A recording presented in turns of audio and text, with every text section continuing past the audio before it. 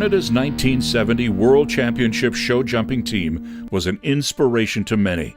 Well, I was a young guy just getting started, and all four riders, Moffat Dunlop, Jimmy Elder, Jimmy Day, Tom Gayford, they were all idols of mine, and I only hoped one day to be able to ride as well as they did. And they were coached by the late Lou Makowski, who also coached in 1968 in Mexico. So it was a fantastic team. Those same four riders had united to win a bronze medal at the 1967 Pan American Games in Winnipeg, and Elder, Gayford, and Day had teamed up to shock the world at the 1968 Olympics in Mexico City. You have to remember Mexico, and it was our first time at the Olympic Games in the sport of show jumping, and we won the gold medal. So I think that for sure was a surprise. The unexpected victory did not make Canada the gold medal favorite at the 1970 World Championships. Canada was still a distinct underdog. I don't think that they expected that we would repeat, our success. So always it's been, England, Germany, and France that were the favorites. Canada's always produced great riders. Jimmy Elder, Jimmy Day, Tommy Gayford, all with very, very different styles and all with very, very different horses. But they shouldn't have been underestimated, and I don't think that we've ever been underestimated again. The 1970 World Championships were held in the French seaside resort of Les Balles.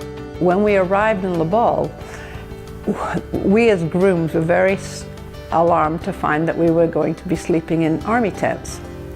But Tommy Gayford always took good care of us, and he made sure that we got hotel rooms. So that was, as far as the grooms are concerned, wonderful, But not everything was letter perfect. I remember it being a very, very long way to the rings, so we would actually soak our feet in ice water every night in pails because our feet were so sore.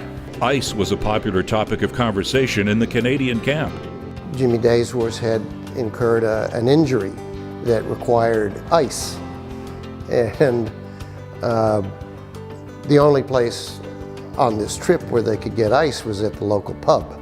This trip involved several stops for ice at pubs and probably a couple of pops along the way. The preparation set the stage for an unforgettable performance by the Canadian team, who shut down the skeptics in the only way possible.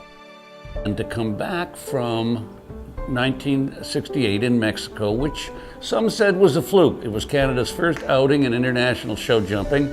They nailed it. Everybody said, oh yeah, that was a fluke. And then to come back 2 years later, get in a jump off with France on home turf for France and take them to school. There's nothing sweeter than that. The success of Jim Day, Jim Elder, Moffat Dunlop, and Tom Gayford set the bar for future generations of show jumpers. Ever since, our Canadian show jumping team has been trying to match the achievement of an Olympic game win followed up by a World Championship gold medal.